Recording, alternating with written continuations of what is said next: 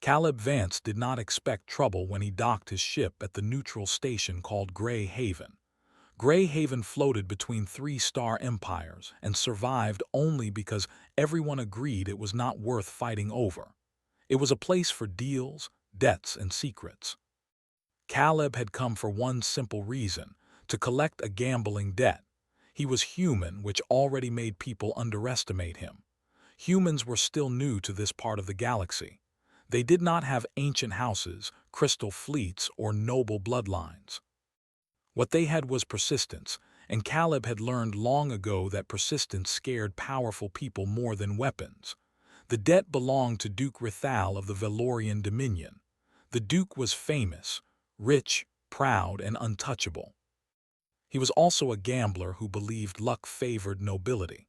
2 standard years ago, during a long trade run, Caleb had beaten him in a private game aboard a luxury liner. The Duke had laughed, praised human courage, and promised payment later. Later had become 2 years. Caleb walked through the polished corridors of Grey Haven with calm steps. He wore simple clothes, no rank marks, no weapons visible. That was another human habit: never show everything you carried. Around him, aliens of many species moved aside. Some glanced at him with curiosity, others with mild contempt. A human collecting a noble's debt was entertainment waiting to happen. The Duke's suite occupied the highest ring of the station. Guards stood at the entrance, tall and armored, their skin marked with noble sigils. One of them blocked Caleb's path. "You are not expected," the guard said coldly. Caleb smiled slightly. "Funny, debts usually don't expect you either, they just wait." The guard stiffened. Humans were not supposed to speak like that. After a moment, the door slid open behind him. A tired voice came from inside. "Let him in." Caleb entered. The room was vast, filled with art, holograms, and luxury furniture, but something was wrong. The air felt heavy. Several displays were dark. Servants stood frozen near the walls, eyes lowered. And in the center of it all sat Duke Rithal. The Duke looked older than Caleb remembered. His posture was rigid, his expression sharp, but there was strain behind his eyes. He gestured for Caleb to sit. "You have courage, human," the Duke said, "or foolishness." "Depends who you ask," Caleb replied, taking a seat. "I'm just here for what's owed." The Duke's jaw tightened. "You come at a difficult time." Caleb leaned back. "That's usually when debts get paid." Silence stretched between them. Finally, the Duke exhaled slowly. "I do not have the credits," Rithal said. Caleb nodded once. "Then we talk alternatives." The Duke laughed, but it sounded forced. "You think this is a market stall? I am a Duke of the Valorian Dominion." "And I'm still owed," Caleb said calmly. "Titles don't change numbers." That was when the Duke's composure cracked. His claws dug into the armrest. "You humans," he said bitterly. "You don't understand consequences." Caleb's eyes sharpened. "I understand promises." Another silence. The servants shifted uneasily. Then the Duke stood and walked toward a sealed inner chamber. He pressed his palm against the panel. The door opened. "Come," the Duke said. Caleb followed, alert now. The chamber beyond was smaller, dimmer, and standing inside near a tall viewport was an alien woman. She was Valorian like the Duke, but her posture was different. Where the Duke radiated control, she radiated restraint. Her skin shimmered softly under the lights, marked with delicate patterns that spoke of high lineage. She wore noble attire, but her hands were clasped tightly as if holding herself together. "This is my wife," the Duke said flatly. "Lady Cythera." Caleb frowned. "I don't see how this concerns my debt." The Duke turned to face him, eyes cold. "By Valorian law, a noble spouse may be transferred under extreme financial obligation." Caleb stared at him, then at Cythera. She did not look at Caleb. Her gaze was fixed on the stars beyond the viewport. "You're offering a person," Caleb said slowly. "I am offering collateral," the Duke replied. "Perfectly legal." Caleb stood. "No," the Duke's eyes flashed. "You will listen." Caleb crossed his arms. "I'm listening, I'm also saying no."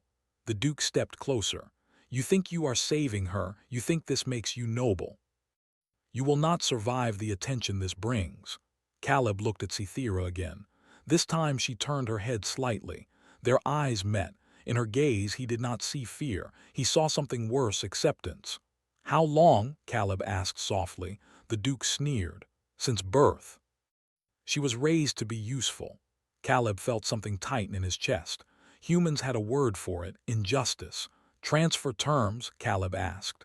The Duke smiled thinly. "Immediate and complete. She becomes your responsibility, your property by law." Caleb exhaled. He knew this was a trap. Accepting meant angering the Valorian nobility. Refusing meant leaving her here. He thought of Earth, of human history, of how often people had been traded, owned, erased. Humanity had sworn never again. "I'll take the transfer," Caleb said. The Duke froze, then laughed loudly. "You truly are a fool." The contract appeared between them as a hologram. Complex alien script filled the air. Caleb scanned it carefully. Humans survived by reading fine print. He saw it then. A clause buried deep. Ownership in Valorian law did not mean control in the human sense. It meant legal responsibility, protection, and representation. Caleb signed. The moment the contract finalized, alarms blared across the station. The Duke's smile vanished. "What did you do?" Caleb smiled back, calm and steady. "I collected my debt." Guards burst into the room. Displays lit up with urgent messages. Somewhere, political systems were already reacting. Cythera stepped away from the viewport. She looked at Caleb fully now. "You should not have done this," she said quietly. Caleb met her gaze. "Yeah, people tell humans that a lot." Outside the viewport, ships began to move. Grey Haven was no longer neutral. And Caleb Vance, human free trader, had just walked in to collect a debt, and walked out holding the key to a galactic storm. The alarms did not stop when Caleb and Cythera left the Duke's private chamber. They echoed through Grey Haven, sharp and urgent, the sound of systems waking up for trouble. Red lights flashed along the corridors. Doors sealed and unsealed as station security tried to understand what had just happened. Caleb moved fast but not in a panic. Humans learned long ago that panic wasted time. He held the data crystal with the signed contract tight in his hand. Cythera walked beside him, her steps smooth and controlled, though her hands trembled slightly. "You do not understand what you have done," she said quietly as they turned a corner. Caleb glanced at her. "I understand enough. The Duke tried to turn you into a payment." "That is not unusual," she replied. "What is unusual is a human accepting." "Yeah," Caleb said.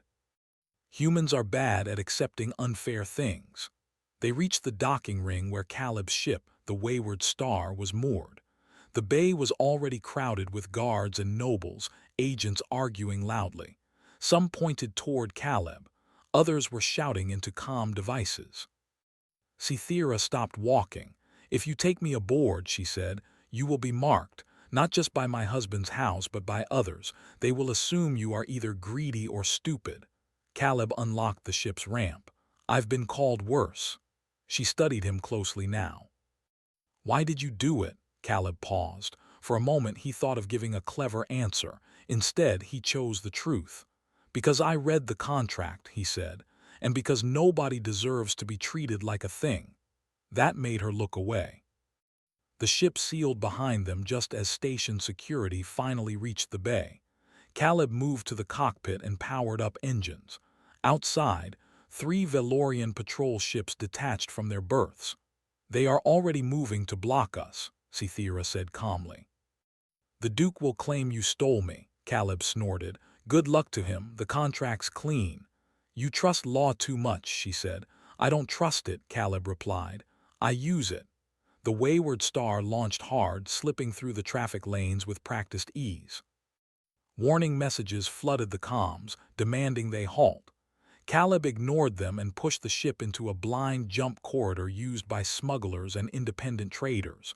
Space stretched and twisted. Then silence. When the ship dropped back into real space, stars burned cold and distant. They were alone. Cythera exhaled slowly as if she had been holding her breath for years. "You are truly leaving Valorian space," she said. "For now," Caleb replied. "We need distance." She turned to him fully. "You should know what you carry with you." Caleb raised an eyebrow. "I'm listening." "My name carries weight," she said. "I am not only a duke's wife. I am the last living heir of House Thurelen." Caleb frowned. "Never heard of it." "Exactly," she said. "It was erased."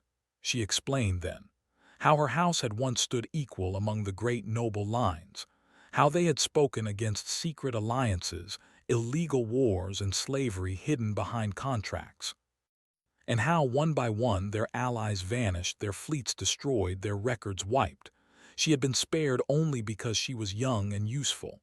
"They married me to Rithal," she said, "not for love, for silence." Caleb listened without interrupting. When she finished, he leaned back in his chair. "So," he said, "they didn't just underestimate me, they underestimated you." Cythera looked surprised. "You believe me?" Caleb shrugged. "Humans learn to believe survivors. They usually tell the truth." For the first time she smiled. It was small, careful, but real. They did not have long to rest. Within hours, long-range sensors picked up pursuit signals. Not Valorian patrols, these were independent hunters, mercenary ships answering quiet contracts. "They come quickly," Cythera said. "Someone wants me returned." Caleb's fingers danced over the controls.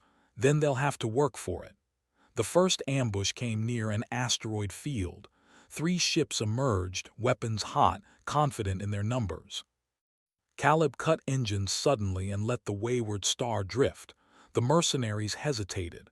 "That hesitation," Caleb said, "is why humans are annoying." He reignited engines at full burn, slingshotting around an asteroid and releasing countermeasures. One mercenary ship clipped a rock and spun out. Another veered too wide and vanished into debris. The third tried to follow. Caleb waited until the last moment, then dumped reactor heat and went dark. The hunter overshot, confused. Caleb brought weapons online and disabled their engines with precise shots. He did not destroy the ship. "Why let them live?" Cythera asked as they escaped. "Because fear travels faster than wreckage," Caleb said. Over the next days, more attempts came. Some tried force. Others tried words. Messages arrived offering wealth, titles, protection if Caleb returned Cythera. He rejected all of them. During quiet moments, Cythera began to move freely around the ship. She asked questions about Earth, about humans, about why their ships were built for repair instead of beauty. "Because things break," Caleb said, "and we expect to survive anyway." She told him about Valorian culture, about honor used as a weapon, about how silence was taught as virtue. One night cycle she stood in the cockpit watching stars. "You do not command me," she said suddenly. Caleb looked up from a datapad. "Was I supposed to?" "In my world, ownership means control," she said. "Yet you ask me what I want." Caleb shrugged.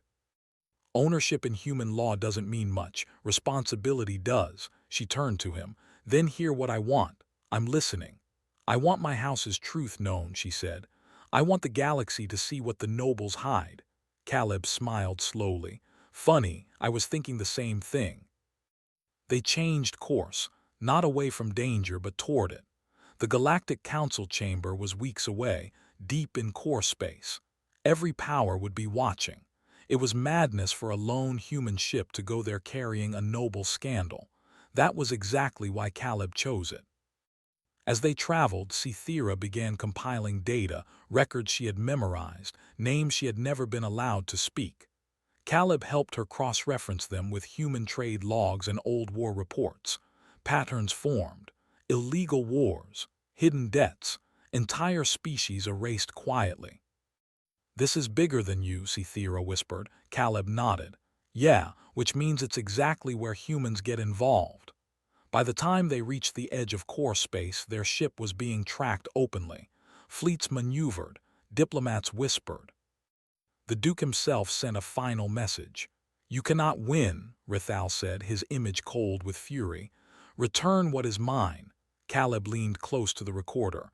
"You already lost, you just don't know it yet." He cut the transmission. Ahead, the lights of the Galactic Council burned like a second sun, and beside him stood Cythera, no longer silent, no longer owned, ready to make the galaxy remember a house they tried to erase. Humanity had not come to conquer. It had come to keep a promise. The Galactic Council station was larger than any structure Caleb had ever seen. It was not built for beauty or comfort. It was built to remind everyone who entered that power lived here. Rings of metal and light surrounded a glowing core, and thousands of ships hovered in controlled patterns around it. As the wayward star approached, escort signals locked onto it. Not weapons, eyes. "They are watching us already," Cythera said softly. Caleb nodded. "Good. Makes it harder to lie." The ship was guided into a docking bay reserved for delegates and special cases. Caleb knew that label meant trouble. The moment the ramp lowered, they were met by Council security, tall, neutral, armed, and silent. "You are Caleb Vance of Earth," one officer said. "You are in possession of a Velorian noble under dispute." Caleb held up the data crystal. "I'm in possession of a legal contract. Big difference." The officer studied the crystal, then stepped aside.